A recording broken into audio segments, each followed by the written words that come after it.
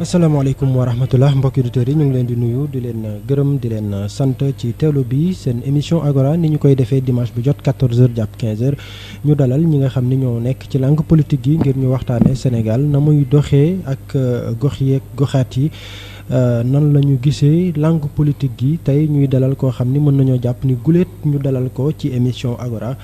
muy professeur Moustapha Samb di professeur ca CESTI waaye itam doon koo xamante ni xam-xamam ci wàllu communication xarañ na ci lool ñu duppee ko koo xamante ni HDR maanaam autorisé à diriger des recherches ci wàllu communication mu doon lu sori nekk itam PCA wu li nga xamante ni mooy agence presse sénégalaise Moustapha Samb nekk itam auteur génne ñaari livre xam naa di waajal beneen bu jotee kàddu dinañu ci wax moom professeur Moustapha Samb nekk itam njiitu parti bi nga xamante ni moom mooy parti pour la renaissance africaine et du développement PRAD professeur asalaamualeykum wa rahmatullah.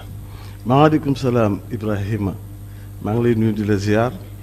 di nuyu waa Dunia FM yëpp personnel bi ñëpp di nuyu waa Thiès di leen sant di leen gërëm ci vraiment seen taxawaay ci yu bëri yoo xam ne seq naa ko ak ñoom. di la sant itam ci honneur bi ñu defal ñëw wuy si suñu ko wootee ngir ñu mën a waxtaanee li nga xam ni mooy sa parti waaye itam li nga xam ni mooy actualité yi suñu amee honneur bu toll noonu dalal un spécialiste ci li ñuy def. xarañ ci lool jiituñu ci ñu fàttali itam ne ubbi woon nga fi école esprit ngir jàppale jeunes yi pour ñu mën a tàggatu ci wàllu journalisme ak santé donc yooyu yëpp di doon ay initiative yoo xam ni wane nañu ni tey jii ki ñu dalal koo xam ni la soqaliku réew mi ak Afrique soxal na ko professeur balaa ñoo tardé dañuy dugg rek ci question d'actualité yi mu doon loo xamante ni ku fi ñëw di den ganu Agora dana koy tàmbalee bi ci jiitu mooy 1er mai doon fête boo xam ni dañu koo jagleel liggéeykat yi ci Sénégal niñ ko defee ci àdduna wërngal këpp noonu lañ ko defee centrale syndicale yeeg liggéeykat yi wàcc ci mbedd mi dox dem ba ci gouvernance bu fekkee ci région yi la dem ba palais de la République bu fekkee c'est au niveau de Dakar loolu di wane ni front social bi professeur santé bi nit ñaa ngi grève éducation bi léegi lañ ci génn bañ ci génn léegi semaine passée la lu jëm ci wàllu ICS ña ngay laaj répartition équitable des ressources après avoir fait beaucoup d'efforts pour que ICS mën a delluwaat place am nan nga jàngatee professeur loolu nga xam ne mooy le front social aujourd'hui. waaw xam nga syndicalisme moom dañuy yaakaar ni liggéeyam mooy rek wut lu yokk la mu yoroon te tamit contexte bi ñu nekk nii dafa nekk contexte boo xam ni dañuy waajal ay élections. bokk na ci tamit li gën a tax syndicats yi ku ci nekk di laaj mën nañ leen comprendre wante aussi état bi aussi dafa boot ñëpp te tamit wax dëgg yàlla dafa am responsabilité tamit séddale alal réew mi séddale boo xam ne ku nekk diñ ci gis sa bopp bon moo tax du maanaam yëf yi mënul yomb te tamit syndicalisme baax na parce que man mii di wax ak yow liggéeykat laa wante syndicaliste laa aussi parce que nekkoon naa fi porte-parole lu SAES lu yàgg wante syndicalisme yi yamul rek ci doléance syndicalisme dafa bëri ay pàcc du doléance du laaj rek te xam nga syndicaliste tamit lu mu xas ba am gisatu ko la mu amagul lay xool état nag moo war a am responsabilité xam ni dafa jiite ñëpp jiite baykat yi xam ni amuñu syndicat surtout fii Sénégal Afrique boo demee Europe baykat yi dañu organiser am ay syndicat am loo xam ni fonctionnaires yi amuñu ko baykat yi dañu am ay moyens fii suñu baykat yi yoruñu amuñu syndicat donc vraiment état moo war a am responsabilité xool couche yi nga xam ni wax dëgg yàlla amuñu yenn doole yi ñu jàppale leen jàppale tamit fonctionnaires yi je suis d'accord mais nag tamit mënuñu jël les 3/4 des budgets du pays jox ko les fonctionnaires qui sont minoritaires man fonctionnaire là bu ma sañoon defar fonctionnaires yi toujours wante bëgguma tamit ñu fàtte quand même la grande majorité de la population. kon yow d'accord nga ci réaction au président de la République qui dit que il va pas céder sous la pression des grèves des syndicalistes. Ah, mais un pouvoir responsable mënul di céder comme ça à la pression des grévistes yow ñu gisal la pour nga gérer alal réew mi syndicaliste bu sëqat rek def tuuti pression nga woo ko jox ko dara loolu bu ko continuer réew mi su suux di bon d'accord naa nag ne alalu réew mi war nañ ko càmbaraat xool ko fexe ba nax mu am tuuti équilibre parce que aussi couche yi am na ci couche yoo xam ni ay liggéeykat lañu bu ma jëlee jàngalekat yi man jàngalekat la moom laa gën a xam bu ñu joxee dara rek defe ni joxe nañu àddina ak di ci biiram alors que yeneen couche yi bu ñu leen joxee lu bare yi day mel ni vraiment ñoom dañ ko yeyoo c'est normal alors que pour bu dee enseignants yi la c'est pas normal loolu aussi d'accord ma ci donc état daal moo war a xam ni mu war a tojee bopp dina xam président de la République par exemple nee na leen 65 ans yi waxuma ni mënul nekk mais nag li ëpp priorité pour l'instant mooy l'emploi des jeunes foofu tamit wax na dëgg parce que 60 ans boo ko liggéeyee ba am 60 ans 65 ans un fonctionnaire xam nga bu demee retraite dina perte salaire am mais du perte yu grave yooyu dina am lu mu perte nag. su ma nee amee kàttan pour def leneen aussi kenn terewu ko mu reconvertir parce que am na tuuti force pour def ko ba tey mais bu ñu nee 65 ans lañ bëgg man contre mo 65 ans man je suis professeur d'université j'ai 65 ans. mais am na ñoo xam ne y a des collègues yoo xam ne danaan 65 ans bu ñu ko amee boo soxlaatuñu fii di def dara parce que am na ñoo naan na ko def 70 ans ñoom it. donc gouvernement moo war a xam ni booy jiite réew boo ko développé da ngay quand même privilégier l'emploi des jeunes. Mais l'emploi des jeunes professeurs, est-ce que aujourd'hui dans les universités comme dans les écoles, mais les emplois sont là, nit ñi ngi soxla ba léegi di recruter ak yooyu, mais est-ce que c'est une raison boo xamante ni war na mën a tax ñu ne bu ñu bàyyee 65 ans du ñu recruter alors que espace am na fi universités yi ñi ngi soxla ay professeurs enseignement bi au niveau des moyens secondaires ñi ngi soxla ay professeurs yoo xamante ni parce que da ngay dem ci benn école boo xamante ni mais y a pas suffisamment de professeurs. waaw moo tax ma ni la. C'est pas le besoin qui pose problème mais le problème bi posé au moins les ressources moo tax ma ni il faut ñu rééquilibrer les ressources il faut aussi ñu xool nan la ñuy def parce que joxewuma réponse boo xam ni li ñuy wax tubaab dichotomie maanaam mënul am parce que emploi des jeunes moo tax waxuma loolu de dama ni loolu mën nañ ko def wante dañu war a xam ni bu ñu ko dee def tamit nañu def benn politique boo xam ni dañuy poursuivre renforcer l'emploi des jeunes bu fekkee nag léegi mën nañu programmer l'augmentation à 65 ans c'est bien mais il faut pas que cette augmentation-là puisse freiner ou ralentir emploi jeunes yi parce que emploi jeunes yi dans tous les gouvernements du monde mooy priorité gouvernement bu daanu affaire u chômage bokk na ci la daaneel le chômage des jeunes surtout des jeunes en général et des jeunes diplômés quoi en particulier donc gouvernement moom war a xam ni mu war a toje bopp dina xam. En tant que jàngalekat balaa ñoo génn ci question d'actualité boobu yaa ngi ko doon wax léegi ni bras de fer bi entre gouvernement ak centrale syndicat wala bokk les syndicats d'enseignement ni mu jeexee nii après avoir perdu plusieurs mois de grève de travail ndax grève ñu jékki-jékki rek quelque part les enseignants nangu li ñu bañoon en réalité nan nga jàngatee issue bras de fer boobu. waaw xam nga dafa bari woon pression l'opinion publique commencé à râler te xam nga jàng dafa sensible parents yi inquiets gouvernement bi aussi bëggul année blanche. surtout contexte bi ngi toll nii. syndicats yi aussi xam nañ ni contexte bi baax na c'est le moment ou jamais ñoom it ils ont mis la pression. mais dem nañ ba xam ni bu ñu continuer vraiment ñëppay perte te kenn du gagner ku nekk def un peu de dose de sagesse. mais est-ce que perte ñu déjà. non perte ñu parce que am na lu ñu leen jox. non je veux dire par rapport ak temps bi ñu ñàkk pour xale yi. waaw est-ce que loolu du perte. léegi ñoom d'abord sur li ñu doon revendiquer quand même am nañu bul fàtte ni am nañu 100 000. donc 40 000 la ñu teg ci seen indemnité de logement 40 000 francs ce n'est pas rien boo ko calculer ci budget état aussi xaalis la. ba 2020. waaw ba 2020 100 000 yi bu ñu koy jot 2020 lay doon incha allah. waaw ba 2020 lay doon mais xam nga bu ñu ko signé protocole d'accord bi. avec la présence de certains acteurs les partenaires sociaux et cetera bon gouvernement bu ñëw tamit da nga koy respecter parce que loolu signé nañ ko ba pare. mais le grand problème au Sénégal c'est que même en 2014 c'était des protocoles d'accord yoo xam ni ba am na ci sax yoo xam ne moom la ñuy laaj présentement ci grève. waaw le respect n'est pas. xam nga loolu man dama ko doon kaas bi ma nekkee SAES parce que dama doon wax naan dañuy grève pour am dara. bu ñu nee jox nañ leen lii il faut ñu gréwaat te loolu ba mu koy kaas ci temps bu Ablaye Wade la. il faut ñu gréwaat pour que loolu ñu d'accord ñu appliquer ko. maanaam il faut nga gréw ñaari yoon. mu nekk perte de temps. mu nekk perte de temps. perte de temps boobu nag kenn bëggu ko te lu ñuy ñaawlu la parce que xam nga moom la def naa ci benn article bërki démb ci observateur. maa ngi naan actuellement dafa am genre mondialisation bu am du savoir et même des systèmes éducatifs ak réforme RMD bi li ñuy wax la mobilité des chercheurs des jeunes chercheurs des doctorants. La mobilité la mondialisation du système LMD ak les réformes yooyu yëpp dafa tax ni léegi le système des crédits xam-xam bi léegi dafa nekk benn xam-xam boo xam ni dafa uniforme à l'échelle mondiale. Donc bu fekkee yow sa université dafay traîner di def ay grèves dafay sous-évaluer tes cadres. dañ leen di xeeb ba pare diplôme yi aussi dañ koy dévaluer te loolu baaxul ci ñun moo tax ma ni nañ def un réaménagement crédible. réaménagement bu baax pour mën a rattraper pour que xale yi mën a am contenu ci seen moom njàng diplôme yi mën a am une certaine crédibilité. bu fekkee souci bi mooy paraxee affaire yi rek. éviter année blanche rek examen yi dem ñu éviter année blanche. loolu loolu la ñuy wax nax sa bopp. suñu bopp la ñuy nax parce que les conséquences vont venir après.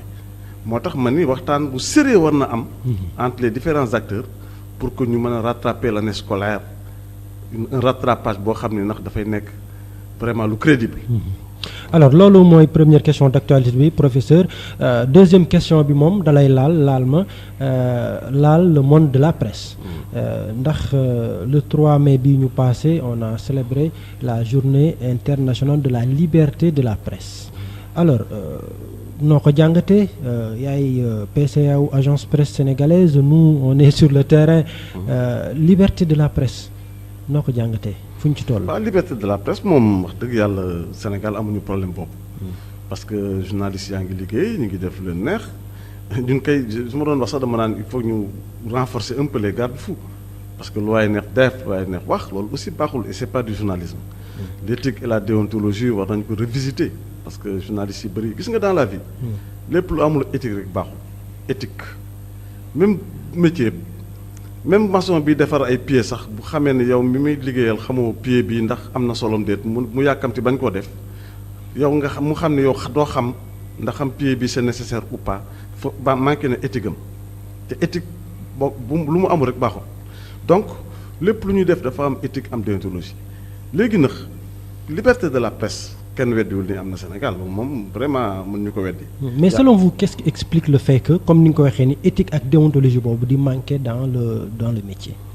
mais facteurs yi dañoo bari benn bi mooy ñàkk a jàng parce que beaucoup de journalistes ñu ngi liggéey te amuñu diplôme jànguñu fenn ñaareel bi mooy xëy na des fois bëggu xaalis parce que des fois les gens utilisent leur plume leur radio leur télévision. pour am dara parce que man je ne te le cache pas il y a des journalistes bu leen invité boo leen ne boo leen ne dama am activité ñëwal couvrir ko dañ laa jox xaalis directement dañ naan la waaw li temps loolu c'est pas éthique loolu c'est ni éthique ni déontologique parce que la mission de service public est un devoir pour le citoyen pour le fait de donner l'information c'est un devoir pour le journaliste pour l'État c'est aussi un droit pour le citoyen. Donc c'est une responsabilité partagée alors. Non, je veux dire ci situation bi ñu nekk nii ci ñàkk a respecter éthique et déontologie. Non, avant ñuy wax responsabilité partagée dama bëgg d'abord ñu situer les actes ñu situer les responsabilités d'abord. C'est-à-dire que yow journaliste bi su ma bëggee couvrir benn manifestation qui relève de l'information du public nga laaj ma xaalis li nga def waroo ko def. tegul fenn. yow mi ne jox xaalis pour nga ñëw aussi li ma def waruma ko def parce que genre corruption la te pourtant peuple bi tax ñu koy def dafa am droit à l'information moo tax journaliste bu dem ci benn institution ne dama bëgg ñu jox ma information tel damay def benn papier si ça ne relève pas du secret d'État dañ ko war a jox bu ñu ko joxul tamit on a enfreint au droit à l'information parce que journaliste bi dafa nekk diggante bi entre le peuple et l'État mais il y a le droit à l'information léegi nag code de la presse bi ñu woote nii defe naa juin la ñuy signer le décret d'application loolu lu baax la c'est une très grande avancée parce que dina tax ñu assainir la profession de journaliste c'est-à-dire que léegi pour nekk journaliste léegi dafa am ay critères yu leer yoo xam ne dañ koy teg ngay am diplôme def benn niveau bi ñu jox la carte nationale d'identité de la presse loolu moom war naa gaaw waaw mu nekk benn kayit boo xam ni daf lay conférer aussi ay avantages dans le cadre de ton travail ba pare ñu renforcer les entreprises de presse à travers l'aide le fonds d'aide à la presse mu ne war a nekk un fonds consistant boo xam ne du bokk ak aide à la presse bi ñuy jox ni nga xam ni vraiment bon c'est dérisoire. du ko séddale les journalistes yi ku nekk du am dara. mais li ci gën a intéressant mooy que ni aujourd'hui les entreprises de presse bu ñu leen renforcer ñoom ay moyens dinañ gën a fay journaliste bi jox ko akam appliquer la convention collective des journalistes parce que convention collective bi aussi bokkul ak code de la presse bi c'est deux choses différentes. parce que code de la presse bi mooy kiy définir les règles du jeu dans l'exercice du métier. mais la convention moom mooy revendiquer moom mooy teg na le problème du journaliste le salaire. traitement bi tout ça là. loolu lépp nag danañ ko étudier appliquer ko la loi est passée à l'Assemblée depuis 2017 léegi danañ ko càmbar léegi def décret bi en juin ñëw na ba pare. vraiment assainir surtout l'assainissement du secteur de la presse. c'est important. Il y a beaucoup de brebis galeuses c'est un métier poreux ku jëkk na journaliste nga.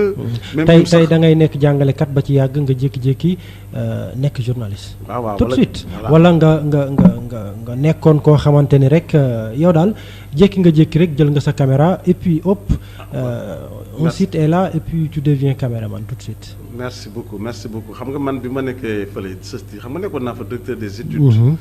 ma nekk foofu directeur des études au niveau des fois de certains ministères daan nan ma woo.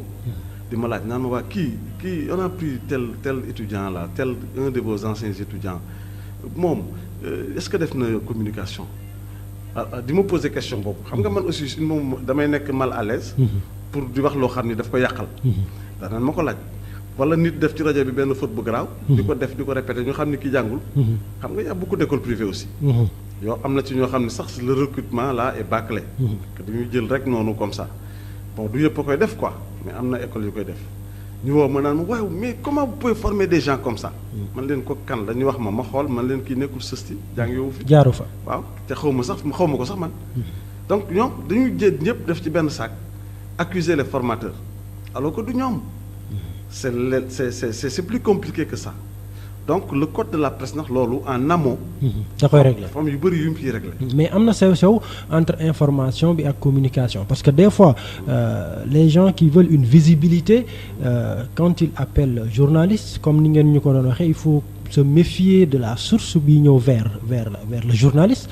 mais souvent il y a une ligne bu xaw a difficile entre communication bi nit ki di def wala koo xam ne da ngay woo nit ki pour faire ta communication alors que le journaliste c'est l'information.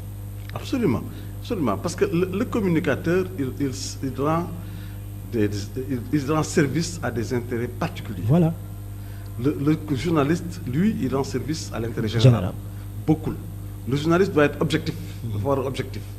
Le communicateur boo gisee ñaan conseiller en communication du ministère tel du gouvernement tel conseiller en communication de la Sonatel conseiller en communication de tel service. Donc tu rends service à quelqu'un ou à quelque chose bokkul ak journaliste bi nga xam ni éthique ak déontologie dañ ko enfermer dans un canevas d'objectivité. parce que dafay rendre service intérêt général. bokkuñu ñoom ñaar.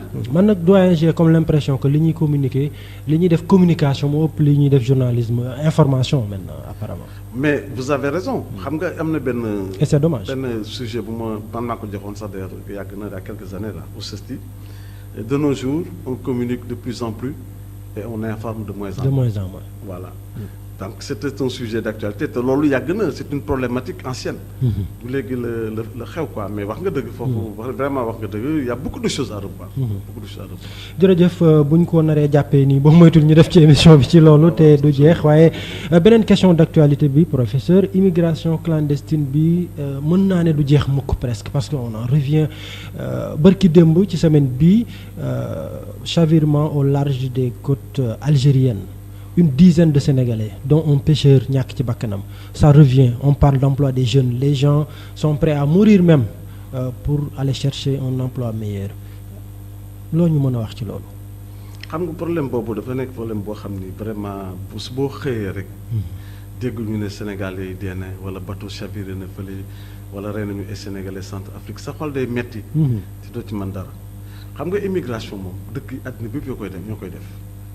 immigration ak jóge ci dëkk bi dem ci beneen dëkk loolu ba àddina tukki day am wante mythe bi Sénégalais yi am de l'extérieur la ñu war a atténuer il faut ñu renforcer la sensibilisation ci médias yi parce que dem bitim réew terewul ni da ngay xëy tekki ñi ñaa ngi tekki fii te dem aussi n'importe comment parce que boo xoolee àddina bi léegi dafa jaxasoo. mais qu'est-ce qui l'explique boobu dem aveuglément comme ça. non bëgg a tekki ak yaakaar bëgg a tekki ak. tamit est-ce que les conditions peut-être ne sont pas réunies dans notre pays peut-être parce que dem gi ni ñu koy demee à tout prix aussi comme vous le dites doy na war daal. waaw mais on est un pays sous-développé c'est sûr que les conditions ne sont pas réunies et puis on a beaucoup de jeunes boo diree la pyramide des âges le Sénégal est une pyramide renversée maanaam jeunes yi ñoo ëpp à 60 à 70%. Après adultes yi ñëw après les vieillards par la suite ce qui en Europe c'est l'inverse.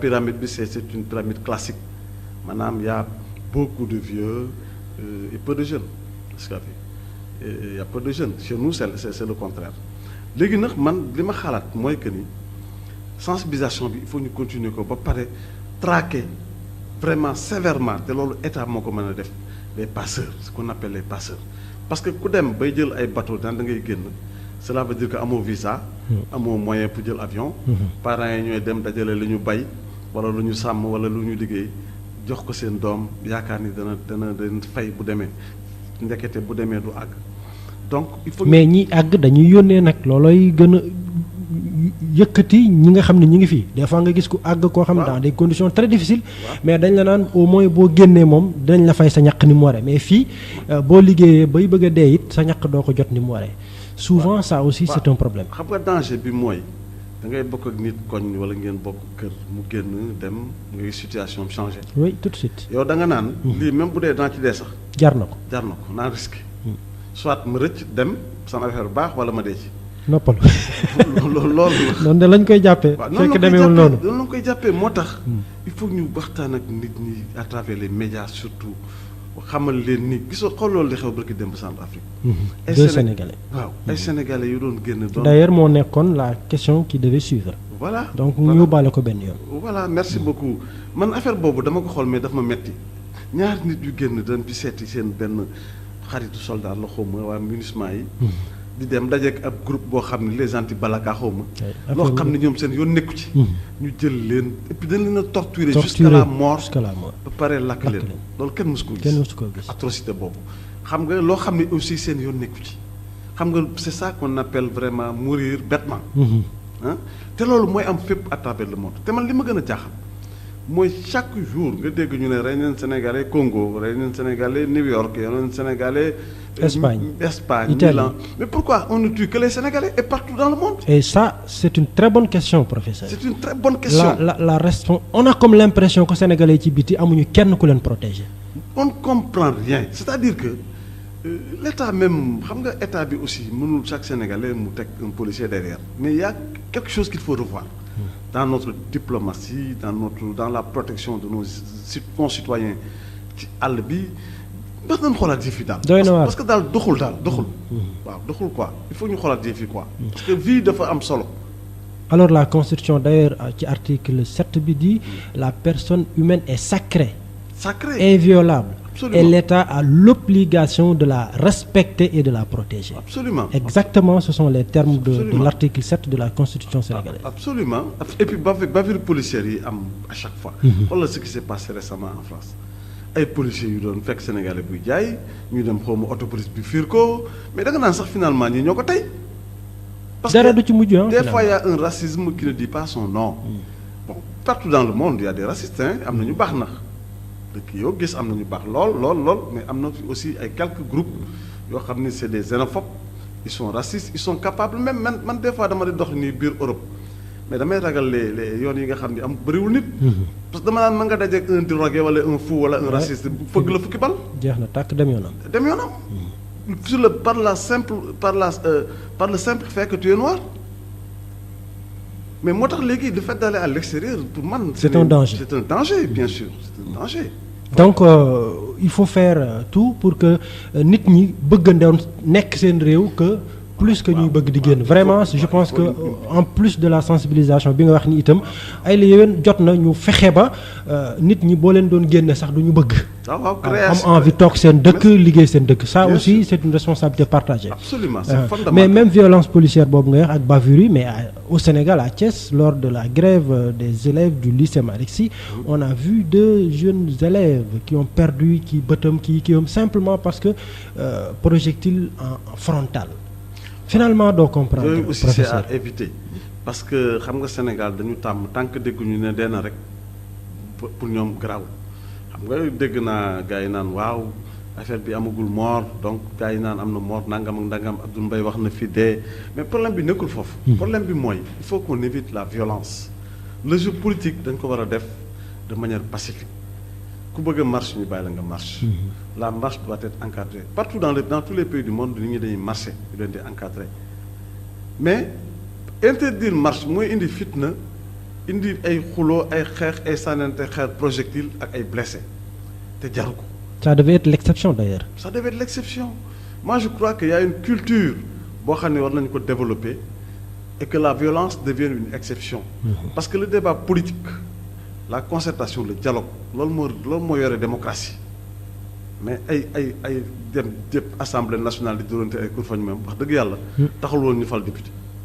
justement taxul ñu fal député Alioune Badara Cissé le médiateur de la République yàlla def ci grève bi mu def une sortie demander à ce que les 2 parties reviennent à la raison nit ñi jàngi heureusement mu mel ni am na suite quelques semaines après mu génnaat yaa ngi waxi député léegi pour dénoncer wax ni élection yi weesu législative yi niñ ko organiser baaxul mais fi mu toll nii ay ñu bokk ak moom parti lu ne ñu ngi ko koy yekk non nan nga jàngatee cette sortie du médiateur de la République. waaw xam nga dafa am 2 composantes. composante bu njëkk bi mooy Alioune Badara Cissé c'est un militant membre fondateur du parti de l'APR. au pouvoir. waaw il aurait pu être candidat comme l'a été le président Macky Sall hein. parce que président Macky Sall xam naa ni bon son cursus gouvernemental et cetera son expérience de l'État yooyu moo gën a tax vraiment c'était lui la personne idéale quand même pour diriger l'APR. wante dafa am lu ci nekk mooy xam nga le médiateur de la République dafa am réserve lu jóg rek mu wax ci dafa am réserve ça c'est ça qui est normal. parce que loolu tous les médiateurs qui sont passés noonu la ñu daan def mais dafa am lu ci laxasu na il y a une dimension politique. xam nga aujourd'hui l'APR est dans une logique de positionnement les militants de la première de l'APR dañu nekk ci dynamique gu positionnement parce que y a des cartes qui se jouent actuellement à l'approche des élections il y a des cartes qui se jouent moo tax gis nga fii ay Cissé Lo ay Youssou Touré ku nekk yaa ngi gën di wax donc il y a une dynamique de positionnement qui est en gestation actuellement ci biir APR même et Alioune Badara Cissé quand même aurait pu avoir une station différente de celle qu'il a aujourd'hui parce que voilà quelqu'un qui est quand même un membre fondateur de l'APR qui a participé à l'alternance. Moi, j'ai suivi beaucoup de débats durant la période 2011-2012 qu'il a eu à mener pour vraiment défendre, en tout cas, l'APR.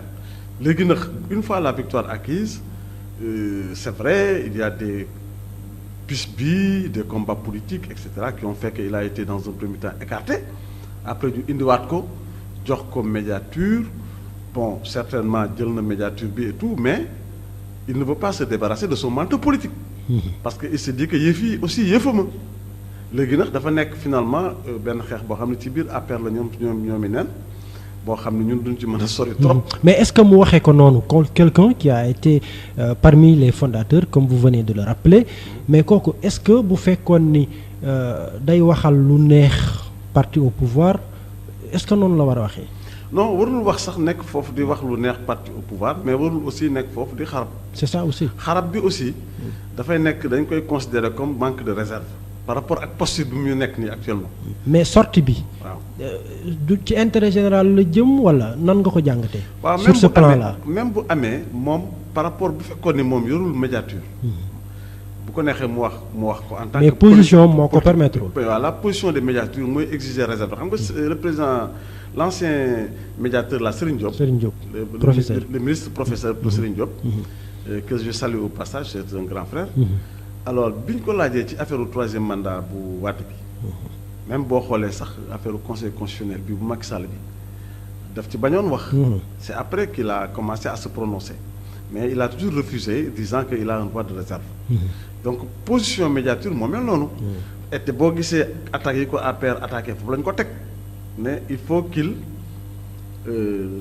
se taise, qu'il observe le droit de réserve wala mu libérer le plancher. Donc c'est sous ce rapport-là qu'il faut comprendre. ayca jërëjëf ñu fàttali ni ñu ngi ak professeur Moustapha Samb di njiitu PRAD, parti de la Renaissance africaine et le développement, nekk itam PCA bu agence presse sénégalaise. ñu dugg nag ci ñaareelu xaaju émission bi mooy parti bi nga xamante ni moom la ñu dalal tey tax ñoo jóg nag muy PRAD. li may njëkk a laaj professeur mooy parti bi kañ lañ ko sos. waaw parti bi nag ñu ngi ko créé depuis 2013 2014 la ñu déposé les statuts. Et tout mais on a attendu quand même ba ay 2017 2018 pour ñu jóg a am récépissé nous permettant de commencer les activités bi ñu ko jotee nag toog nañu à peu près 4-5 mois di organiser wu en amont ba bërki démb la ñu def benn lancement à Thiès. Voilà au Samb Prestige donc parti bi nag man maa ko créé mais je suis avec des experts comptables ay professeurs d'université ay des jeunes étudiants am na ci aussi ay ouvriers am na ci ay pêcheurs éleveurs enseignants du lycée par exemple responsable de la communication surtout professeur de lycée etc. quoi, responsable des femmes aussi et les profs d'université, membre éminent du collectif des femmes leaders ñoom Fatou Sow Sarr moom moo yore les femmes du PRAD. Donc c'est un parti qui est nouveau, qui s'organise, qui s'implante, qui se massifie, en tout cas mais est-ce que kon ku la dégg nga xanaa parti bi kon parti borom niveau la rek borom xam-xam borom. déet wax naa la kat ni la sànq bari na ay am na ci sax am na béykat. am na ci ay chômeurs. waaw am na ci ay béykat. waaw sa lim bi dafa waroon a yegg foofu nag professeur. wax naa la pourtant wax naa la ne la am na ci ay chômeurs ay ouvriers. ay éleveurs. Alors leneen li mooy au moment où les gens dénoncent ou déplorent le nombre pléthorique de partis. Est-ce que ça ne va pas être un parti de plus bu ñëw yokku ci li fi nekk rek pour ñu wax ni parti yi bëri na.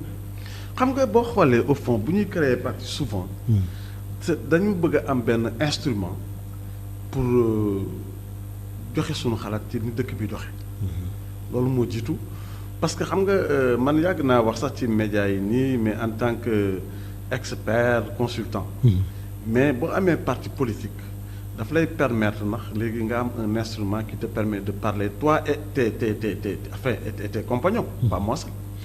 Bon, participer au débat politique à l'espace public bi yow da ngay bokk dañu waxante dëgg na yéen journalistes yi yaa ngi may fàttali sunu cours sociologie de l'espace public. waaw espace public merci beaucoup avec monsieur Guèye. très bien xam nga yéen journalistes yi nag l'information politique dañ ko bëgg na nañu waxante dëgg na journalistes yi daan naan la sax politique bi mooy tax ñuy jaay suñu journaux. Donc information politique bi il faut ñu kii ko dangeen ko vous aimez beaucoup l'information politique te ñun xam nañ loolu aussi mais loolu taxul sax ñu créer parti ñu dañ ko créer parce que on se dit citoyen sénégalais am nañu droit créer parti léegi nag bu fekkee parti yi dafa bari nañu waxtaanee ko dañ ko waxtaanee xool nu ñu koy organiser est-ce que xam nga ne y avait plus de partis politiques en France il y avait plus de partis politiques dans certains pays dans certains autres pays du monde mais nit ñi dañuy waxtaan ba créer de 2 ou 3 blocs. waaw même boo xoolee côté langue yi les langues nationales il y avait plusieurs langues en France beaucoup plus mais dem nañ ba créer une seule langue muy la langue unique. Mais le problème aujourd'hui mooy parti yi ci bëri dañuy créer wu c'est vrai comme vous l'avez dit pour exister au niveau de l'espace politique mais aussi pour di am ay positionnement am ñu fal la lii et puis yow jeex na quoi parce que mission parti aussi bokk na ci former les militants par ricochet les populations mais également contribuer comme vous venez de le dire au débat ak yooyu mais léegi da ngay gis ne da ngay créer parti rek di xaar ñu fal la dara bu ñu la farul nga taxaw fee sànni xeer ak yu ni mel. waaw wax nga dëgg loolu aussi am na xam nga lu nekk nga ci biir mais ñun en tout cas nous voulons agir en tant que patriote maanaam bëgg sa réew jéem a participer ci développement réew mi ci xalaat ak ci jëf ak ci domaine yu bëri. léegi nag xam nga bu fekkee da nga ni parti yi bari na man du ma créer parti croiser les bras mais bon bari na parce que du ma créer parce que parti yi dafa bari est-ce que dama lay laaj loolu est-ce que raison la de quelqu'un qui a l'intention de diriger quelque chose et de peser sur la marche de son propre pays nga am intention bi xam nga bu fekkee ne yow par exemple le président Mitterrand boo xoolee en France on se réfère beaucoup à la France. En 1900 bi muy créé parti socialiste. mais est-ce que jotul nag ñu bàyyi loolu entre parenthèse. ñu bàyyi la di dellu France rek. waaw man damay diversifier sax xëy na Mitterrand dafa nekk sama xel rek parce que man bi may jàng France temps wu Mitterrand laa fa fekkee. c'est le président qui m'a le plus marqué. moo tax mu des sa xel. waaw c'est le président qui m'a le plus marqué dans sa façon de faire la politique. Bon parce que aussi il faut pas avoir le complexe de gauche. maanaam leen nekk ci yow ba pare nga koy weddi. mais nag il faut qu'on fasse un effort aussi diversifier. exemple yi parce que àddina bi aussi moo doxee noonu actuellement le lien comment encore bilatéral là entre nous et la France war nañ ko rompre quoi parce que vraiment le lien colonial là vraiment c'est dépassé maintenant. ayca donc yaa ngi woon ci li nga xamante ne mooy parti bi mais ce que je trouve intéressant en tout cas à ce niveau c'est que vous avez dit parti de la renaissance africaine et du développement. Renaissance africaine moo ma ci gën a intéressé. defuñu parti démocratique wala parti est wala comme on avait l'habitude de dire. parti lii parti. mais vous interpellez les Africains. Pourquoi vous allez vers cela. xam nga boo xoolee àddina bi ni muy doxee actuellement da ngay xam ni tubaab yi bi ñu joxee indépendance. En 1960 d'ailleurs sax avant indépendance bi boo xoolee nos relations avec la France xam nga dañuy njëkk a jox autonomie interne en 1956. avec la loi cadre de fer. bi ñu joxe autonomie interne mooy ku ci nekk dëkk bu ne ñu jox la benn possibilité nga gérer sa bopp mais uniquement au niveau interne mais ce qui est extérieur relève toujours de la France. mais tubaab bi muy defee loolu ñu dem ba 60 mu confirmer balkanisation bi jox ñu indépendance totale. mais bi ñu ko jox xamoon nañ lu ne fen parce que dëkk yu ndaw yooyu nga xam ni mënoo mobiliser dara du main-d'œuvre bu am solo du marché de consommation du dara mënul dem fenn d'autant plus que Cheikh Anta waxoon na ne boo gisee Union soviétique ak Amérique dominé àddina bi c'est parce que c'est des états fédéraux c'est des continents pratiquement ñun africains yi balkanisation bi ñu nekk tant que ñu ngi ci nekk on est condamné structurellement du ñu dem. maanaam xaajaloo beeg dëkk yu ndawaan yi ni mu tasee nii. waaw li ñuy wax les états ne NAINS. état yu ndaw. moom sax firi na boppam. état bu ndaw. état bu ndaw mënul dem fenn. gis nga européens yi France li muy rëy la France fait 70 millions.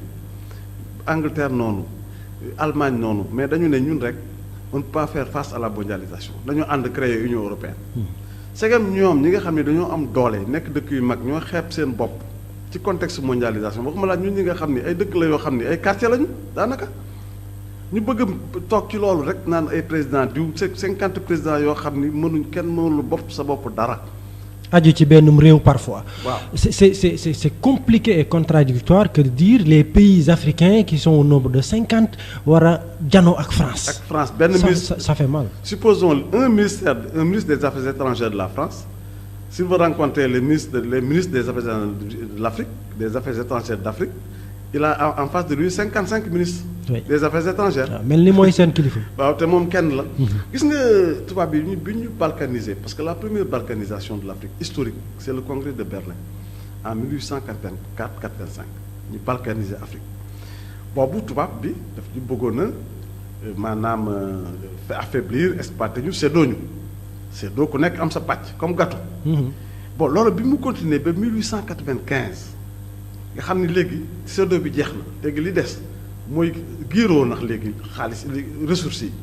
dajale ko di yóbbu ci port. exploité yóbbu. dañoo créer capital yi ci kaw géej gi dëkk bu ne ñu teg fa capital xam nga lu tax. pour mën a ramasser li fi am lépp teg ci bateau bi mu yóbbu France. moo tax ñu créer AOF en 1895 Afrique occidentale française. française. Dakar nekkoon capitale. Dakar nekkoon capitale bi AOF boobu c'était pour rassembler maintenant nos colonies là rassembler leen. ku ci nekk am lii kii am lii kii am li ñu usagé lépp nag. fëgg ñu ba ñu set. fëgg ñu ba ñu set ñu yóbbu. loolu mooy expliquer rassemblement boobu donc bi mu exploité ba war ñu joxaat indépendance nga xam ne actuellement ni indépendance jot na parce que au lendemain de la deuxième guerre mondiale la France l'Europe était affaiblie noirs yi fippu ñu jox leen indépendance en tout cas le processus qui a enclenché l'indépendance foofu la commencé en passant par la conférence de Bandung en 1855 léegi nag bi ñu demee ba nga xam ne ñoom pare nañ ci dañu rebalkaniser encore dem seen yoon xam ni duñ ci génn moo tax ma ni renaissance africaine il faut que Afrique àndaat nekk benn am seen monnaie di wax d'une seule voix am une armée africaine Kwame Nkrumah doon na wax naan il ne peut y avoir de développement mënul am tant que amul une zone optimale de développement zone optimale de développement boobu mooy l'unité africaine il a écrit un livre quoi Africa Unite mënul am un foyer optimal de résistance contre l'impérialisme tant que amuñu benn front une armée africaine Kwame Nkrumah à l'époque doon na ko wax xam nga Kwame Nkrumah c'est un panafricaniste donc moi je suis panafricaniste xam naa ni ndax du lu yomb mais CEDEAO UMOA yooyu yëpp baax na mais il faut que africains yi xam ni addina bi fi mu toll nii ak ni muy doxee bu ñu góorgóorluwul ànd nekk benn dañuy continuer leen noggatu rek. kon yéen seen parti da ngeen a bëgg a jël ñetteelu voie su ma ko mënee tuddee noonu ndax en tout cas au Sénégal li ñu fi xam mooy les socialistes les libéraux ñooy boo xoolee parti fi nekk yépp loolu la ñii ñoo bàyyee ko PS soqee ko fa ñi bàyyee fii ñi ci des yéen aujourd'hui mën nañoo jàpp ni kon yéen a ngi bëgg a doxal ci tànku Cheikh Anta Diop yéen a ngi bëgg a dox ci tànku ñi nga xamante ni ñoo doon waxi Afrique. waaw xam nga loolu xewoon na sax mais idéologie léegi dafa xewi léegi. dafa xewi te ñoom ñu koy wax sax gëmatuñ ko parce que Wade il faisait plus de il était plus socialiste que les socialistes Abdoulaye Wade il a fait beaucoup de socialistes. il y a beaucoup il a fait du libéralisme social sociabilité def na ko te tamit ñoom seen bopp gëmatuñ ko léegi boo xoolee même la gauche tey ñoom ñëpp ay li ñuy wax situationniste lañu nu situation bi dikkee rek ñu ànd ak moom kenn gëmatuñ fi benn idéologie dañu waxante dëgg mais kon qu'est-ce qui justifie aujourd'hui ce choix man sama idéologie c'est une idéologie de développement li ma gëm mooy que l'Afrique jël en compte l'évolution du monde actuel jéem a am benn position boo xam ni daf koy basculer vers son destin fédéral daf koy basculer vers son développement pour que ñu respecte gis nga même tubaab bi boo dee xool ñoom sax dem nañu ba la balkanisation arrangé tout leen parce que xam nga la France bu sañoon les colonies d'Afrique yi nekk ci gannaaw am doole mën a am un poids dans le système des Nations Unies boo gisee Michel Toussaint au lendemain de la dévaluation ou à la veille de la dévaluation du franc CFA Michel Toussaint à l'époque ministre de la coopération de la France en 1994 doon na wax naan ñun France oui Abdou Diouf moo doon dox loola voilà merci beaucoup bu ñu sañoon vraiment l'intégration régionale sous-régionale l'intégration du continent africain ñun en France ñun France loolu sax actuellement dañu ko souhaiter parce que la France a besoin d'avoir des alliés forts dans les instances internationales wax boobu ça veut dire beaucoup de choses c'est-à-dire balkanisation bi dem na sax ba même France bi ko defoon sax arrangé tu ko mais professeur léegi tey jii ci yan pilier la renaissance bi war a tegu renaissance africaine bi ñun li ñu gëm mooy xam nga nag booy créer parti moom lépp day daal di nekk urgence li ñu gëm mooy implanter partout massifier jox parti bi doole miser sur la jeunesse di waxtaan ak ñoom di organiser ay conférences débats ay séminaires di waxtaan ak ñoom di formater benn prototype de Sénégalais bu comprendre les enjeux du monde d'aujourd'hui bu comprendre les enjeux donc du panafricanisme mais loolu rek du sunu leitmotiv ñu ngi jéem a aussi former ay patriotes ñoo xam ne dañuy def politique parce que bëgg nañu seen koñ parce que bëgg nañu seen réew seen dëkk moo tax ñuy politique xam nga politique c'est vrai de plus en plus intérêt généraux yi ñoo koy gën a emporter que l'intérêt intérêt particulier yi ñoo xaw a ëpp doole ba léegi ku nekk da nga naan oui nous battons pour l'intérêt général. mais est-ce que ak contexte bi ngay junj nii. dina yomb ci ngeen teg li ngeen bëgg a teg. waaw xam nga ñun aussi dañuy jéem rek nous sommes des citoyens sénégalais dañuy jéem rek peut-être que bu amee ñeneen ñu mel ni ñun bu ñu demee ba ci kanam ça peut faire tache d'huile parce que xam nga les idées n'ont pas de passeport te la force motrice de l'histoire ce sont les idées comme disait Karl Marx. Ce sont les idées qui sont le moteur de l'histoire maanaam xalaat donc ñun dañuy jéem organiser wu li ñu ci mën a def ñu def ko li ci des peut-être les générations à venir danañ ko continuer. Aujourd'hui vous êtes membre de la coalition Benno Bokk Yaakaar ñu ngi fàttaliku ni ci 2012 yéen ngi woon ci Macky 2012 idéologie bi ngeen am nii taxawaay bi ngeen am nii nan ngeen toogee.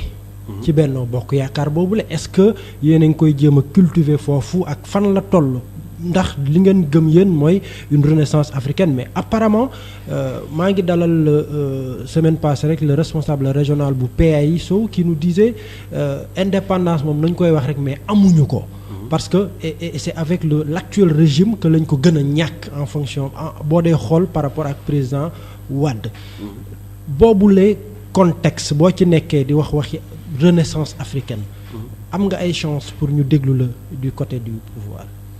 waaw xam nga Benno Bokk Yaakaar moom bu ñu fa toogee li ñu seq rek la ñuy waxtaane parce que booy waxtaan ay nit bu ñuy waxtaan mën ñoo waxtaan ci loo xam ne sequñu ko li ñu seq la ñuy mën a waxtaane kon lu ngeen seq ak Benno Bokk Yaakaar. li ñu seq mooy nous avons fait un compagnonnage politique compagnonnage boobu moom la ñuy poursuivre xool na la ñuy def ba développer Sénégal quels sont les moyens politiques pour atteindre cet objectif là loolu la ñuy waxtaanee loolu nag c'est purement politique bokkul ak li suñu parti ñun vision bi mu am loolu suñu parti la bu fekkoon ni par exemple tey jël nañu réew mi mën nañu gën a am ay leviers pour jëm ko doxal aussi bien au Sénégal qu'à l'échelle de la sous-région et du continent africain mais nous ne sommes pas des rêveurs xam nañ ne lépp loo gis mu commencé da nga koy commencé d'abord ci sa bopp ci sa ay nit nga cultiver ko xam nga parti bi doog a judd la mënuñoo ñëw ne dañuy jël seen idéologie dem imposer ko waa Benno Bokk Yaakaar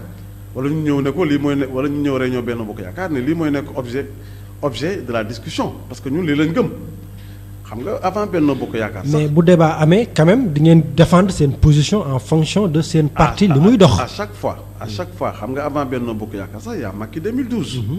Macky 2012 bi nga xam ni quand même c'est une des sous-coalitions de Benno Bokk Yaakaar. suñu xalaat saa wu ñëwee n'importe quel problème dañ ci joxe li ñu xalaat mais ndax li ma bëgg a expliquer mooy su chaque parti bëgg a ñëw ne vraiment vision bii la idéologie bii la loolu dajalewuñu Benno Bokk Yaakaar. mais est-ce que dina yomb ci koo xamante ni bokk leen gis-gis bon en principe ci seeni comme ni nga ko doon waxee léegi même bu fekkee ni affaire idéologie xëy na mën nañoo jàpp ni dundatuñ ko concrètement et de manière réelle sur le terrain mais quand même président Macky Sall ak tey gis-gis bi ngeen am. suñ doon waxi idéologie c'est pas les mêmes idéologies quand même. mais bien sûr mais président Macky Sall ñi mu àndal ñëpp bokku ci kenn idéologie. xatu leen ci loolu. pas du tout ñi mu àndal ñëpp bokku ci kenn idéologie. Niass est un socialiste. Tanor est un socialiste. mais est-ce que du dañ ñuy nax kon parce que vraiment. non c'est une coalition. Une coalition n'exige pas la même appartenance idéologique. coalition bi ñu koy wax c'est parce que on est dans des orientations différentes moo tax ñu ànd nekk benn au nom d'un objectif commun loolu moo ñu boole te xam nga président Macky Sall ci boppam. moom ci boppam il n'est pas contre le panafricanisme parce que il a dirigé des institutions panafricaines il a dirigé la CEDEAO il comprend les enjeux du panafricanisme assisté na à toutes les réunions de l'Union africaine xam na les problèmes que l'Afrique rencontre à travers le monde xam na ko mais nag xam nga entre les idées et la mise en œuvre de ces idées-là c'est pas quelque chose de très facile dans le contexte d'un monde où il y a trop de contraintes l'Afrique n'a pas de moyens même le G5 Sahel bi ñu woote barki démb la pour lutter contre le djihadisme. mais l'Afrique n'a pas de moyens mais elle a beaucoup de ressources.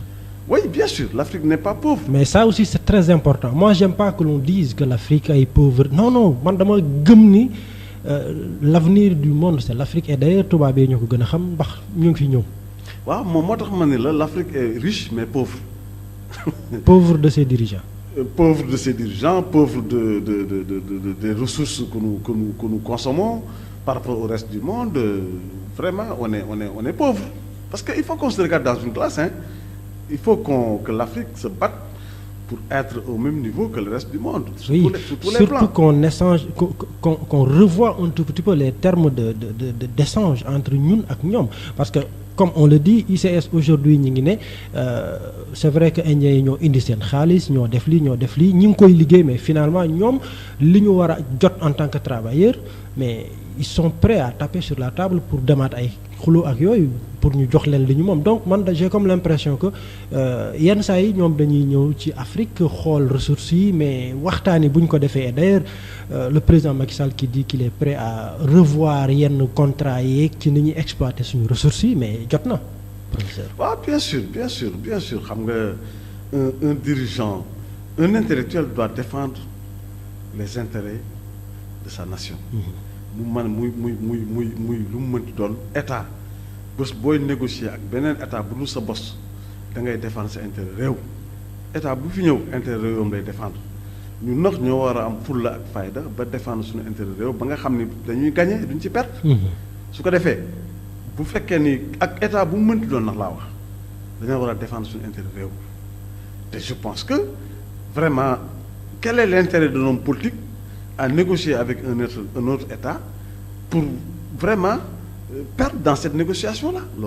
On a entendu l'ancien ministre de l'énergie dire que fi ñu jëm ce n'est pas l'intérêt général, et celui a même valu son poste mu démissionner. Waaw c'est vrai, c'est possible parce que man xawma li ci biir lépp c'est une histoire que nous avons tous suivie. Bon, c'est vrai que chacun tire de son côté. xamuñu li ci biir lépp mais li ma mën a xam mooy que ça a débouché sur un crash léegi nag man mënuma àtte xawma li mais est-ce que gëm nga ni bitim réew moo war a développer sunum réew maanaam ay entreprises étrangères la ñuy jox yu bëri ñu comme ni nga ko waxee. Est-ce que man je trouve que l'intérêt même du nom de votre parti c'est à ce niveau, une renaissance. Aujourd'hui nos ressources sont exploitées par des entreprises étrangères te gisuñu suñu bopp nag ay yéwén.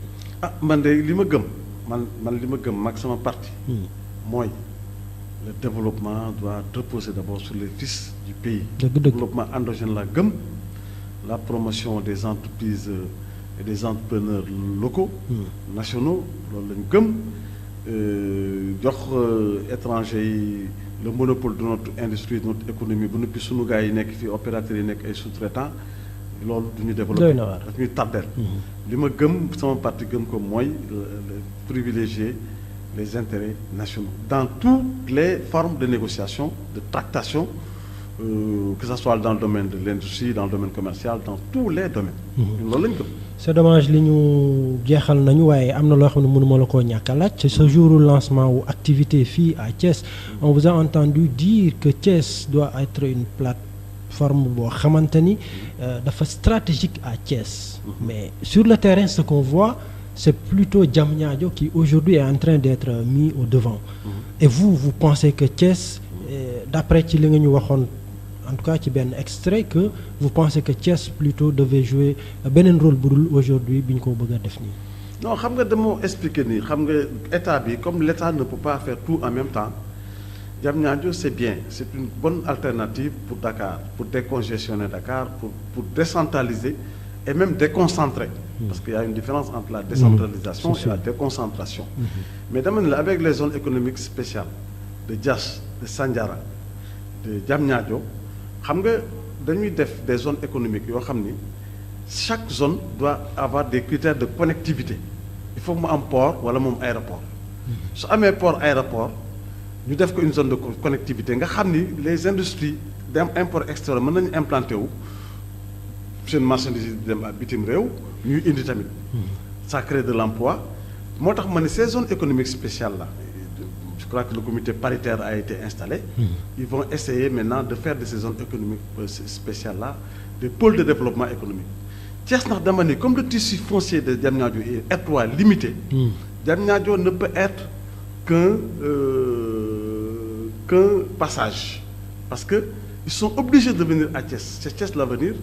À Thiès, il sera important en ce moment-là d'implanter des industries tout aux alentours de Thiès, de réhabiliter les industries qui sont déjà moribondes ou qui sont déjà surtout Dakar Bamako ferroviaire. Aujourd'hui, les gens trouvent inadmissible que les ateliers soient fermés. Oui, Dakar, le chemin de fer, Dakar Bamako, la STS, la NSTS, toutes ces entreprises, les ICS, vous l'avez dit tout à l'heure, nous avons le potentiel industriel de Thiès, renforcer quoi, décloisonner un peu Diamniadio, qui va se saturer bientôt. Hein.